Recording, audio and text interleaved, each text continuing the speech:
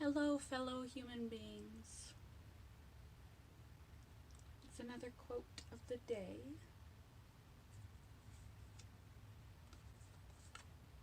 Keep calm and carry on. It is biodegradable and eco-friendly.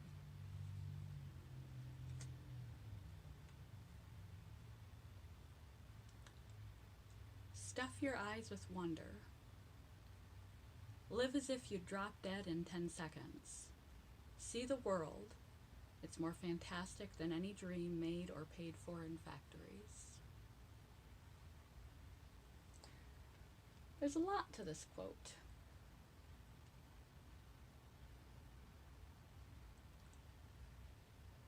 I'm going to quote something that seems like it's out of context,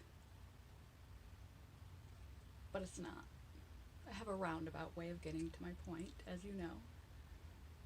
Matthew 18, verse 1 through 5. I'm just going to skim the first bit of it. And he said, "Truly I tell you, unless you can change and become like little children, you will never enter the kingdom of heaven. Therefore, whoever takes the lowly position of this child is the greatest in the kingdom of heaven."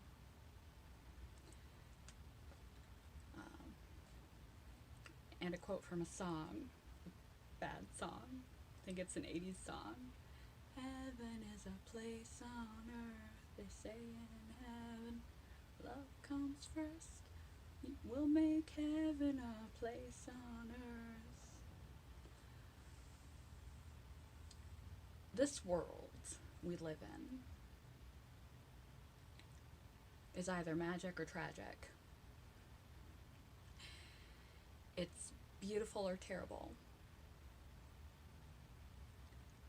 Especially take it from a bipolar individual.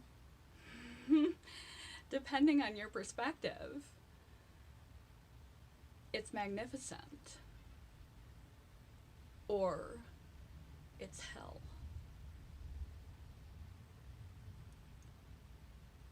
The kingdom of heaven is often thought about as heaven. Sometimes the kingdom of heaven is referred to as this place we live right here on earth. That you can possess wonderment and beauty and all the good and incredible things about living in life right here while you're still living. Right here on this planet that we live on, that there's majesty and beauty in the creation, in the world, the view from the top of a mountain, the smell of fresh cut grass, the connection between people.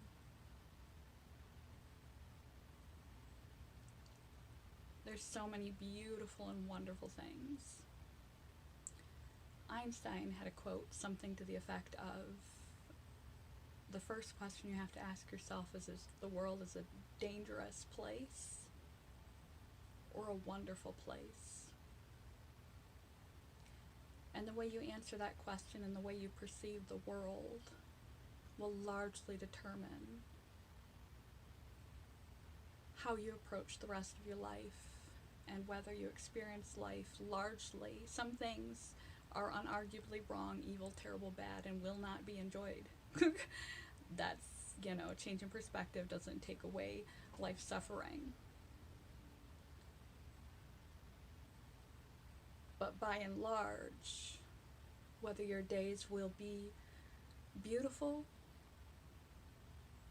magical, filled with wonderment and joy and possibility, hope, whether you'll notice the good or whether they will be dark, dreary, sad and sorrowful, and you will notice the bad and the fear, the anxiety, the worry, and the woe. Both things exist. It depends on where you focus. When we were kids, as the quote says, that stuff your eyes with wonder. Live as if you drop dead in 10 seconds. See the world. It is more fantastic than any dream made of or paid for in factories. This thing we're all involved in, this life thing, it's complicated. But depending on your mood state and your mind state, you can walk down the street and see a blue sky. You can enjoy the feel of light raindrops on your skin, the smell of cleanness in the air, hop in the puddles and play just for the fun of it. Notice all the people that smile at you as you walk down the street. Feel the breeze on your skin. Hear the birds chirping and just generally feel happy. You can take the same moment, not change a thing. Go in with a different mindset, a different mental state, a different emotional state. Walk down that street and feel the cold chill of the rain pelting your skin. See the spit on the sidewalk. Plunge your shoe in the puddle and get disgusted with your wet socks. Notice all the people frowning, scowling, or cowering against the rain. See the dark clouds rolling in. Hear the traffic. The noise, noise, noise. Nothing is different about the scenario. It's just a walk down the sidewalk, the same time of day, same situation, same environment. But what you see is different based on your perspective, your mindset, your emotional state, your sense of well-being, and your focus.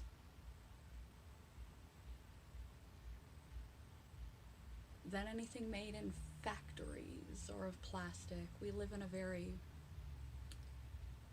capitalistic culture that can't be denied, where people try to fill the holes in themselves with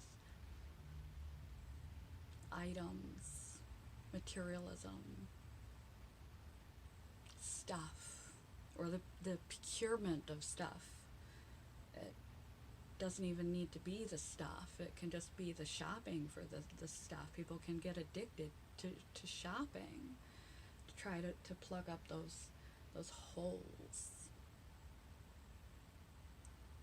And the majesty of staring out over a mountain, or if you fly in a plane and you look down on the mountains, the smell of the salt in the ocean. I've always loved laying in the grass and just looking at the trees from the underside. I think the underside of leaves are beautiful. Weird, quirky fact about me, especially by a fire, when there's a fire underneath and the way the fire flickers on the underside of leaves. We often don't look at the underside, lay on the ground and see a tree from the bottom up. This world, all the life in it, the plants, the animals, the people, the possibility, the curiosity,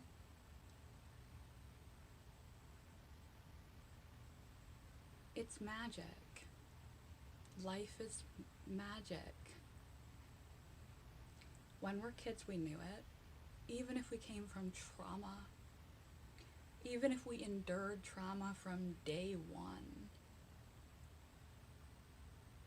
our innocence and naivety and wonderment and curiosity found us still mesmerized by a stick in the backyard. It could be a magical wizard sword. It could be a broomstick to fly around on. It could be anything our little imagination could come up with. The world seemed filled with hope and possibility. And even though we may have been enduring traumatic, horrific things when we were young, we still held hope. We were amazed by the tiniest things. Christmas lights,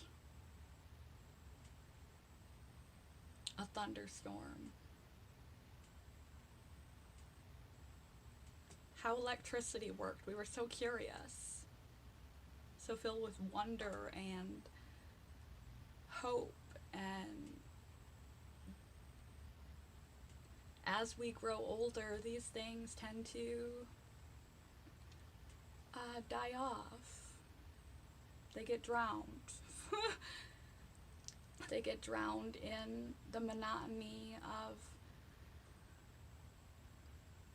the box, the cog in the wheel that we all have to do and be some part of to be an adult, a proper adult in our society, to pay our bills, put food on the table,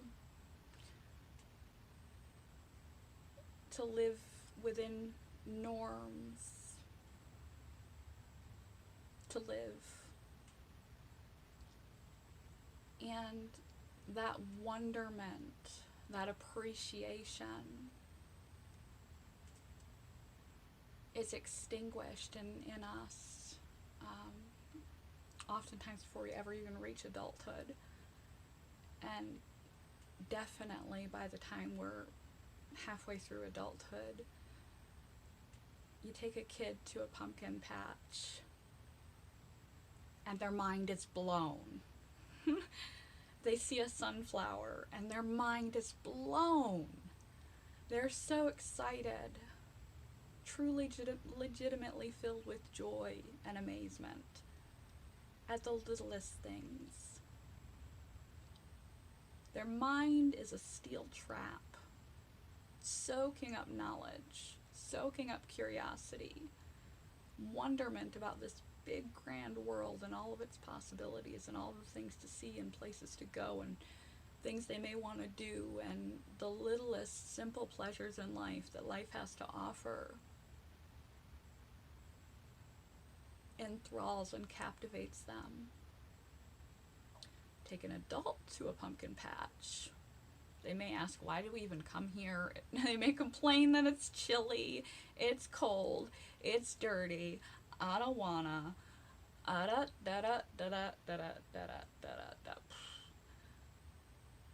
we miss it. We miss it. If we can take upon ourselves from time to time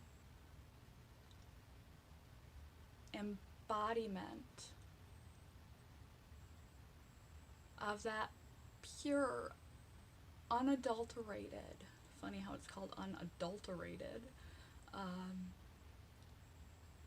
astonishment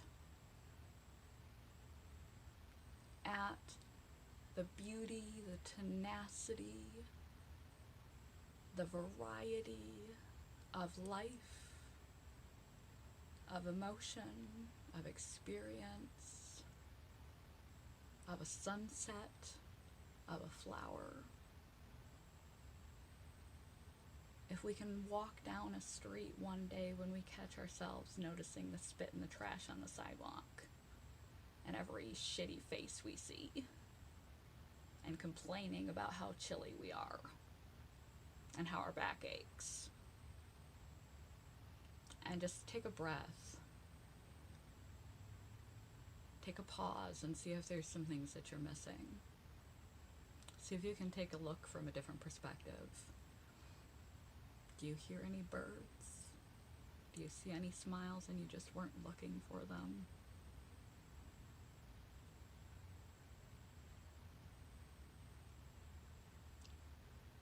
It's a completely different world depending on your perspective. We get trapped in this rat race. We get trapped in the monotony of adulthood. We get trapped in cubicles, and we get trapped and dulled and blinded to curiosity, wonder, possibility, the profoundness of everything. the little pleasures, the simple joys. We're no longer astonished. We take it all for granted. So see as much as you can see. Even if you are bound by your adulthood and you can't travel very far, your adulthood, your physical capacities, your mental health capacities, your other issues, your mortgage, your job, and you can't up and travel the world and go see the mountains and fly over the ocean, and you can't do these things. You can walk down the sidewalk and take a different look. You can literally stop and take time to smell the roses. And the tulips and the lilacs. Lilacs are wonderful. They were my grandmother's favorite. They're also my partner's favorite, especially the purple ones, for both of them, which is nice. I find that sweet and coincidental. But don't miss it. One more time, I'm going to read that quote. Stuff your eyes with wonder. Live as if you dropped dead in 10 seconds. See the world? It's more fantastic than any dream made of or paid for in factories. If you can, if you're free, do go, see, explore, experience as much of this life as you can while you can. If you are more bound, experience this life differently than you have been. Take note of what you have been overlooking, that you've been taking for granted, that you at 5 would have been hopping up and down about. Take a look at the world around you differently. Stuff your eyes with the beauty that's right in front of your face. And as far as the first bit of live as if you dropped dead in 10 seconds, I do and don't suggest that. There is some benefit, depending on how stable your mental health is at a given point, to acknowledging your own mortality. If you have mental health issues, disclaimer, you want to be careful dabbling in that tactic. There is a tactic about pondering and contemplating your own death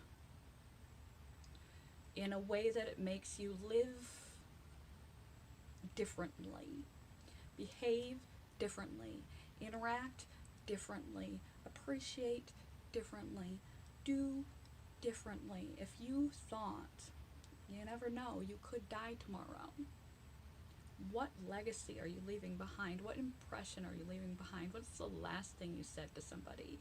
How's the last way you treated somebody? How unhappy did you spend your last 24 hours on this planet?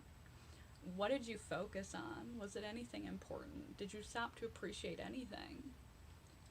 It makes you live differently when you begin to slowly accept that you could die.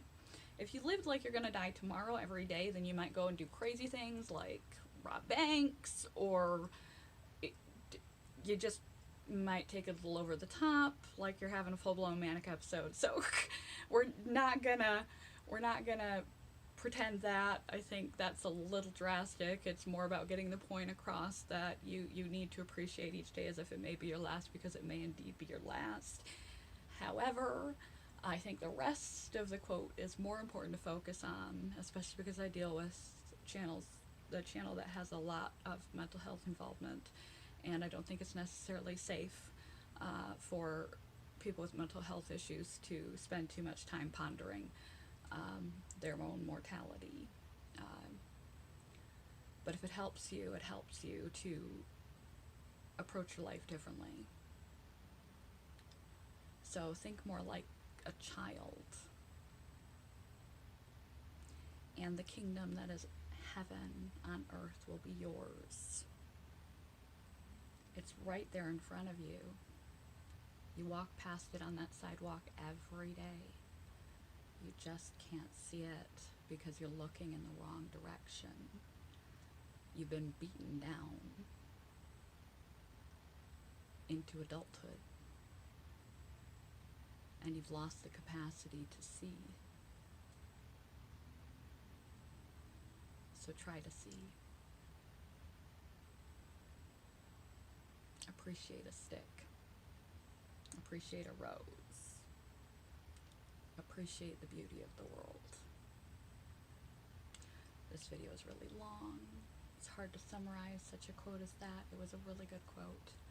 Good morning, goodbye. If you still watch this whole thing, I feel privileged. Thank you for spending this time with me.